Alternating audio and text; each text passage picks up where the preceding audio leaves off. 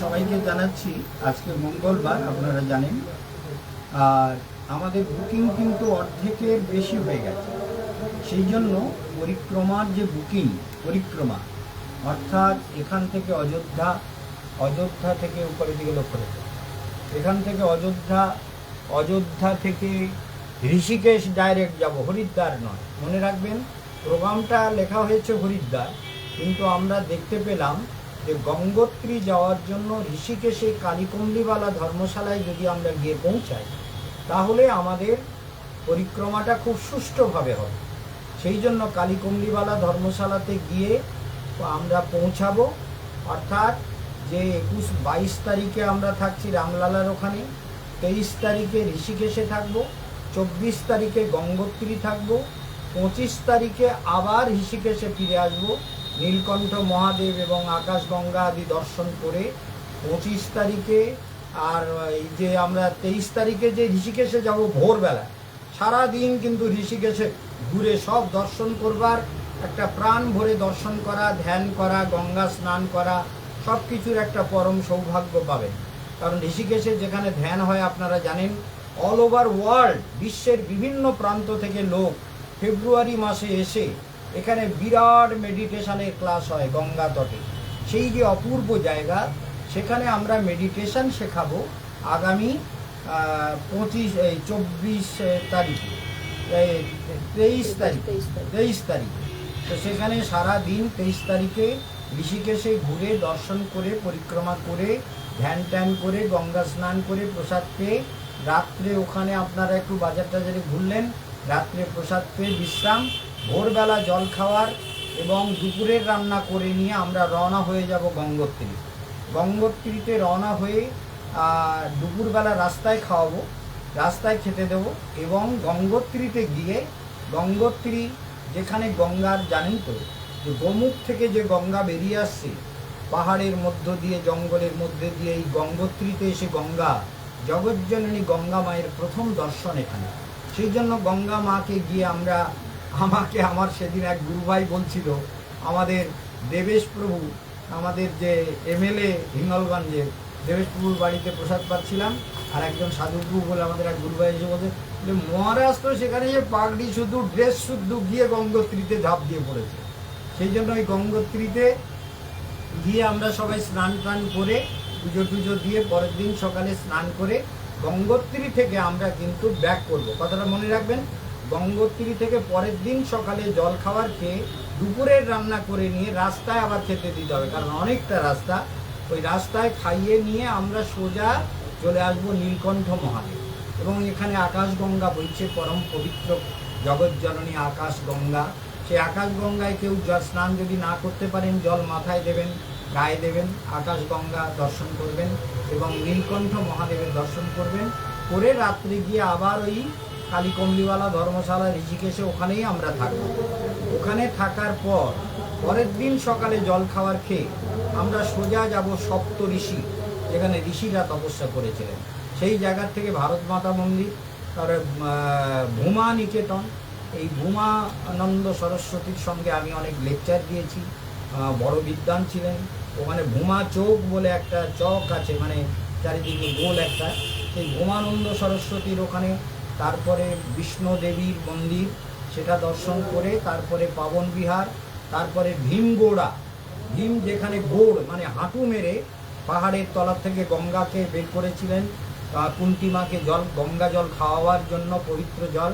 সেই ভীমগোড়া দর্শন করে ওখানে ভীমেশ্বর মহাদেব আছেন, তাকে দর্শন করে ওখানে প্রতি বছর হরিকথা হয়। যারা আমার সঙ্গে যান তারা এগুলো দেখেন। বাঙালিরা যারা যায় ওরা, ওদের দরকার পড়ে না, ওরা এই গঙ্গার ধরে গিয়ে একটু কী করে জানি না, ওরা যায়। আমি তো বললে খারাপ লাগবে, আবার দুঃখ হবে যে মহারাজ আমাদের এরকম বললেন। তো বাঙালিদের এরকম কিছু ব্যাপার আছে, কিছু দেখার দরকার মনে করে না। এই ভীমগোড়া দর্শন করে তারপরে আমরা সন্ধ্যাবেলা ওই আরতি দর্শন করব হরকি পৌড়িতে, যেখানে শিব পার্বতী বিবাহ হয়েছিল। এবং তারপরে দর্শন হবে মনসা মন্দির, তারপর দর্শন হবে বিল্লকেশ্বর মহাদেব, যেখানে সতী এই পার্বতী যেখানে তপস্যা করে শিবকে সিদ্ধি লাভ করেছিলেন, যেখানে মাঘ মাসের অমাবস্যাতে পাহাড়ের উপরে দিব্য আলো দেখা যায় প্রতি বছর, সেই দিব্য স্থান। এখানে ভোলাগিরি সাধনা করে সিদ্ধি লাভ করেছিলেন, সেই গুহাটাও আছে। পার্বতী আর যেখানে গৌরী শিবকে লাভ করেছিলেন, গৌরীর তপস্যা স্থল, এখানেও গিয়ে প্রতি বছর লেকচার হয় আপনারা জানেন। এবং এই গৌরীকুণ্ডের জল মাথায় ধারণ করলে, মুখে দিলে জীব সমস্ত পাপ মুক্ত হয়ে, জীবন মুক্ত হয়ে ভগবানের ধামে যেতে পারে। এই গৌরীকুণ্ড দর্শন করে কঙ্খলে আনন্দময়ীমার আশ্রম এবং দক্ষ যজ্ঞের স্থান, সেখানে লেকচার হয়। আনন্দময়ীমার মন্দিরে বসে লেকচার হয়। এই আনন্দময়ীমা আমাকে প্রচুর স্নেহ করেছেন, অনেক ঘটনা তার জীবনের সঙ্গে আমার জুড়ে আছে। যেহেতু ছোটোবেলার থেকে আশ্রমে, বৃন্দাবনে যখন আনন্দময়ীমা ছিলেন তার আশ্রমে আমি গেছিলাম। এখানে কয়েকটা রুদ্রাক্ষ গাছ আছে। এছাড়া পারদেশ্বর মহাদেব, যেখানে পারদ দিয়ে শিব তৈরি, এবং এখানে এক বিরাট আপনার রুদ্রাক্ষ গাছ আছে। সেই রুদ্রাক্ষের একটা রুদ্রাক্ষ আমার গলায় আছে, একমুখী রুদ্রাক্ষ। ওই রুদ্রাক্ষ গাছের এই রুদ্রাক্ষটা দেখতে পাচ্ছেন তো, এই রুদ্রাক্ষটা ওই গাছের রুদ্রাক্ষ। ওই রুদ্রাক্ষটা আমাকে রক্ষা করে। এবং যাই হোক, আমি নিজে এখন আত্মারই ধ্যান করি, আর আপনারাও বুঝবেন। ওই রুদ্রাক্ষ গাছ আদি দর্শন করে আমরা হরিদ্বারে ফিরে আসবো। এই আমাদের যে ধর্মশালা, অর্থাৎ বেরাওয়াল ধর্মশালা, এই ধর্মশালার থেকে আমরা রাত্রে, আপনারা যারা কলকাতায় ফিরবেন তাদের কলকাতার ট্রেনে ওই দিনকে তুলে দেব। সেটা হচ্ছে 4 তারিখ না 3 তারিখ 3 তারিখ 28 তারিখ রাত্রে, 28 তারিখ রাত্রিতে আপনাদের তুলে দেওয়া হবে হরিদ্বার থেকে। আপনারা চলে আসবেন যারা কলকাতায় আসবেন। আর সবাই প্রায় বুকিং হচ্ছে, পুরো বুকিং, কিন্তু আপনাদের জানিয়ে দিচ্ছি পূর্ণ বুকিং হচ্ছে। সেই জন্য আমরা ওই 29 তারিখের সকালবেলা উৎকল কলিঙ্গ এক্সপ্রেসে রওনা হয়ে মথুরায় নামবো। মথুরায় নেমে বৃন্দাবন আশ্রমে যাব। সেখানে গিয়ে আশ্রমে থেকে আমরা বৃন্দাবন পরিক্রমা 84 ক্রোশ, একদম দাউজির যে মামার বাড়ি, সেই দাউজি মন্দির, গোকুলের ব্রহ্মাণ্ড ঘাট যেখানে কৃষ্ণ মাটি খেয়েছিলেন, রমন রেতি যেখানে কৃষ্ণ খেলা করতেন, 84 খাম্বা যেখানে নন্দভবন ছিল, বিশ্বকর্মার তৈরি 84টা খাম্বা, সেখানে গিয়ে আমরা গোপালকে তার মন্দির দর্শন করব। সেখান থেকে হয়ে রাভেলে রাধারানীর যে জন্মস্থান, সেই দিব্য মন্দিরে গিয়ে আমরা প্রতিবার কীর্তন করি, হরিনাম করি, হরিকথা বলি। রাভেলের মন্দিরে আমরা যাব। রাভেল মন্দির থেকে আমরা বৃন্দাবনে, তার মধ্যে বেলবনে যাব যেখানে লক্ষ্মী তপস্যা করেছিলেন, সেসব দর্শন করাবো। তারপরে যেখানে রাধারানী রাস থেকে মান করে গিয়ে তমাল তলায় বসে খুব কেঁদেছিলেন, সেই তমাল গাছ তলায় তার চোখের জলে যে সরোবর, সেটা মান সরোবর। এই মান সরোবর দর্শন হবে। সেগুলোর পরে গোকুল, নন্দগ্রাম যাবট যেখানে রাধারানীর শ্বশুরালয়, এবং যেখানে ওই আমাদের কোকিলাবন যেখানে শনিদেবের মন্দির আছে, জাগ্রত শনিদেব কৃষ্ণকে দর্শন করার জন্য ওখানে বসেছিলেন, তার কাছে গেলে সব কামনা পূর্ণ হয়। সেই শনিদেবের মন্দির, অর্থাৎ ওখানে কিন্তু মেনলি কুশল এই রয়েছে আমাদের রাধা গোবিন্দজি, অর্থাৎ আমাদের নিম্বার্কাচার্য, নিম্বাদিত্য স্বামী, সব থেকে ভারতের প্রাচীন রাধাকৃষ্ণের উপাসক ছিলেন নিম্বার্কাচার্য। এই নিম্বার্কাচার্যের মন্দির দর্শন, শনিদেবকে দর্শন, নন্দগ্রাম দর্শন, চরণ পাহাড়ি দর্শন ইত্যাদি করে মাঝখানে কি বলে ওটাকে, আপনার যেখানে রাধা গোবিন্দের প্রথম দেখা হয়েছিল সংকেত বন দর্শন করে বর্ষানা দর্শন করে ময়ূরকুটি, যেখানে ময়ূর রূপে ভগবান নৃত্য করেছিলেন। তারপরে মান মন্দির, যেখানে মান করে রাধারানী উড়ে গিয়ে যেখানে গিয়ে বসে কাঁদছিলেন, সেই জায়গাগুলো সব দর্শন হবে। শাঁখেরি খোর, যেখানে শাঁখেরি মানে ছোট গলির মধ্যে দিয়ে একজনের বেশি যেতে পারে না, সেই সব দিব্য জায়গা।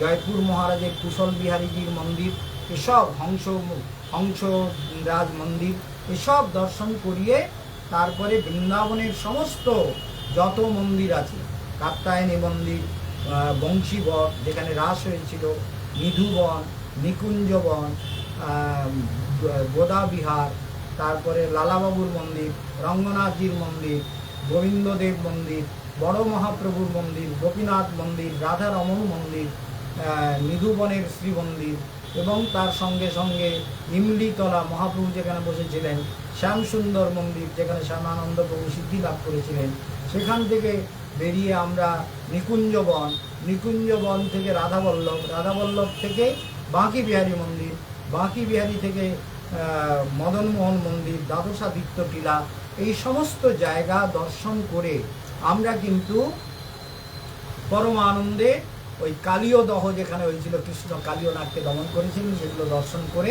বৃন্দাবনে ফিরব। তারপরের দিন বৃন্দাবনের 3 তারিখে বিরাট যজ্ঞ, গীতা মহাযজ্ঞ হবে। 4 তারিখে সবার রিটার্ন টিকিট থাকবে। 4 তারিখে রওনা হয়ে 5 তারিখে আপনারা কলকাতায় ভোরবেলা পৌঁছে যাবেন। সমস্ত ভক্তরা প্রোগ্রাম জানলেন। জীবন পথ সুন্দর করার জন্য সাধু সঙ্গে কৃষ্ণ নাম এই মাত্র চাই, সংসার জিমিতে আর কোনো বস্তু নাই। গৌর আমার যে সব স্থান করল ভ্রমণ রঙ্গে, সেসব স্থান ভ্রমিব আমি প্রণয়ী ভকত সঙ্গে। সবাই ভালো থাকবেন, বুকিং করে নেবেন, তাড়াতাড়ি বুকিং করুন সবার। আগামী শনিবারে কাল সর্পদোষ কাটানো হবে। এখানেই বিশ্রাম।